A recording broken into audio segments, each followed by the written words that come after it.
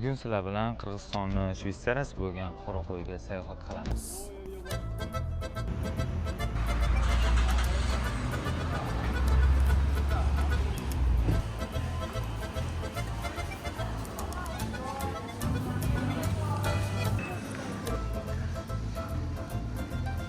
Qirg'iziston pul birliklari. Har bitta so'mni o'ziga yarasha ranglari bo'lar ekan. 50 so'mniki bunaqa, 100 so'mniki bunaqa. Menda hozir 250 so'm. Bu so'm o'zbek so'miga qancha bo'ladi? Bizning 100 so'mimiz o'zbek puliga 13 ming so'm bo'ladi. Bu yerda ko'rishlar mumkin 75 so'm 1 litrlik Pepsi. Bizning o'zbek pulimizga примерно shunaqa 9 ming 10 ming so'm bo'lar ekan.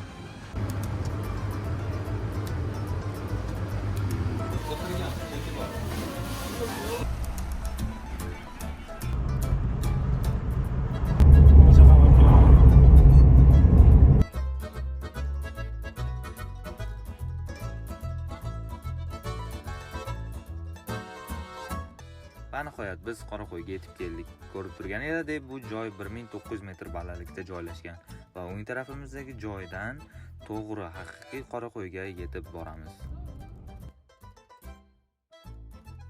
Va nihoyat o'rtoqlar, biz Qoraquyiga yetib keldik. Ko'rib turganingizdek, bu yerda posti bor. Qoraquyiga kirib ketishdi.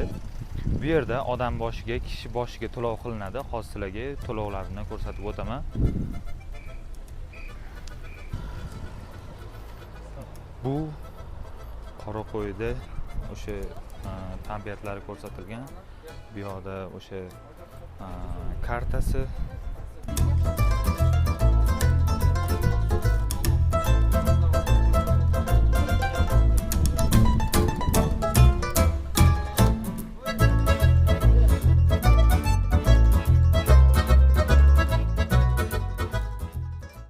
Ko'rib turganinglardek o'rtoqlar, biz yetib keldik. Uji yetib kelishimizga yomg'ir yog'ardi. Bu yerda yomg'ir juda ham tez yog'ar ekan, tez to'xtaydi ekan. Ko'rib turganinglardek bu yerda qora bulut, bu yerda bo'lsa ochiq osmon. Shu qora bulut o'tib ketadigan bo'lsa bu yoqqa, bu yerda yomg'ir, bizda uji to'xtaydi yomg'ir.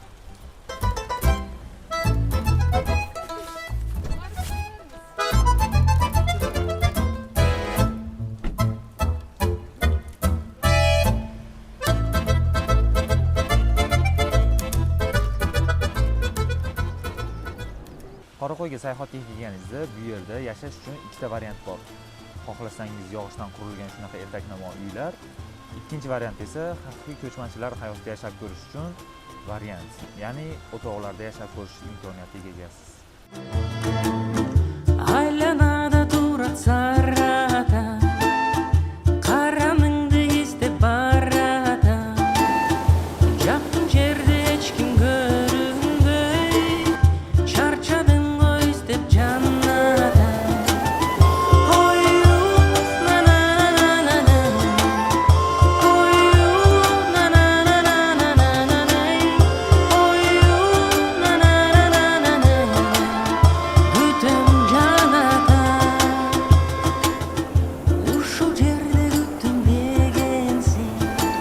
tog' soqqalaridagi muzliklardan oqib tushayotgan bu suv juda ham tiniq. Hozirda yomg'ir yog'gani uchun ozgina layqalashgan, tiniq videosi bor, qo'yib ketaman. Xo'p, bu suvimizga keladigan bo'lsak, juda ham muzdek. Hozir sizlar bilan buni sinab ko'ramiz. Qo'limni qancha vaqt tura olaman.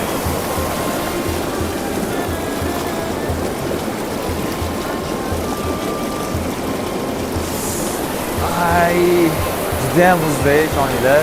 Nimaga bu muzday? Chunki mana to'g'ri cho'qqisdagi qorlardan erib tushadigan suv.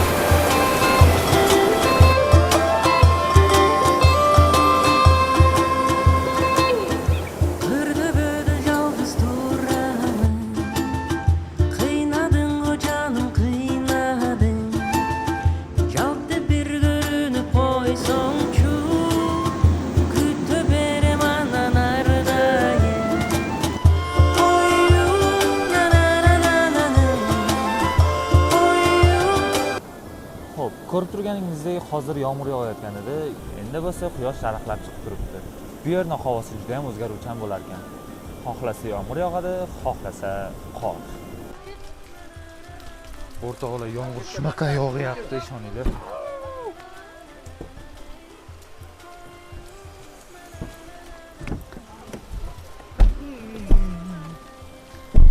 Sumkam bilan o'tirdim. O'rtoqlar, sumkam bilan o'tirdim. Bunaqa yomg'irdan keyin seni sigiring rosa bo'ladi. Ha. Hozir biz ot mingani ketamiz.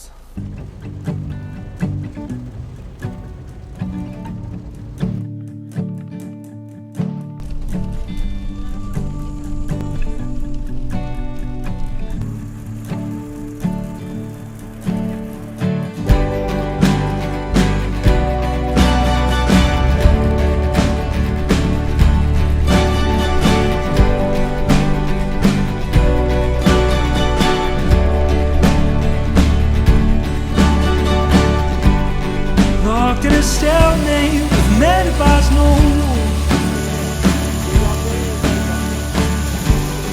Locked in a hard place, these batteries O'rtoqlar, hozir do'l yog'vordi mana. Ovozini qaranglar.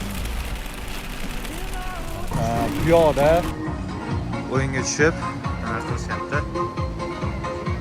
Biz panoramaga chiqib ketyapmiz. Bundan oldin yomg'irda chiqib ketgan edik. Endi yomg'ir to'xtadi. Chiqib ketyapmiz.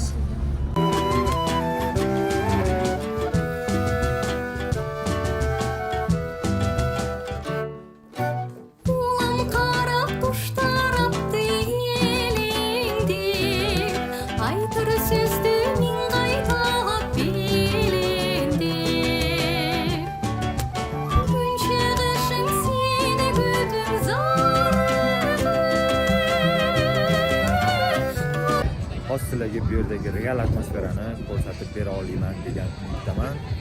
Videolarni tomosha qilib boringlar.